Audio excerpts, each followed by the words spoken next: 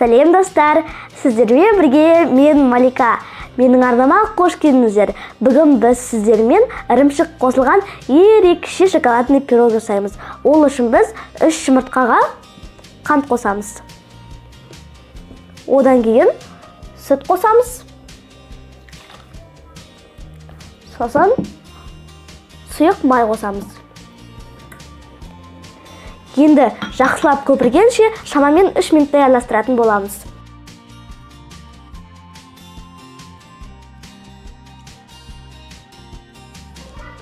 Мінекей достар, көпіргенше араластырып алдық. Енді біз бұны бір шетке қоя тұрамыз. Енді біз ұнның үстіне сода және де какао қосып,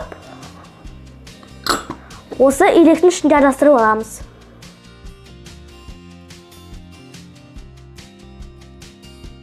Мінекей араластырып алдық. Енді біз сұйық массамыз бен құрғақ массамызды бір-біріне араластырамыз. Құрғақ массаны аз-аздан қосып отырып, пирогтың қамын жасап аламыз.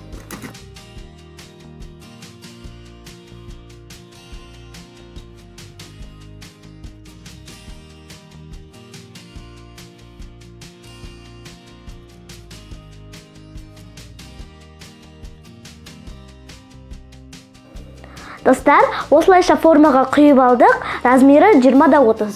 Енді ірімшік қосылған тестасын істеп аламын. Достар, енді біз бетіне салатын творожный тестасын дайындаймыз. Ол үшін мен творожный масса алдым.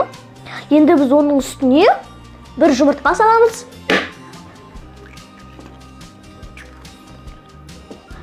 Қант саламыз.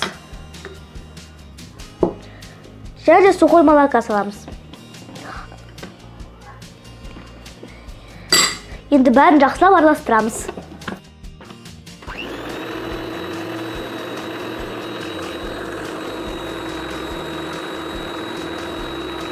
Мінекей достар, біздің массамыз дайын.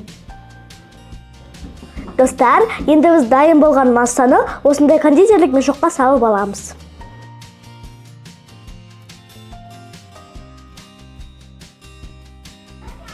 Енді жаңағы шоколадный массаның үстіне творожный массамызбен торгөз жасап шығамыз.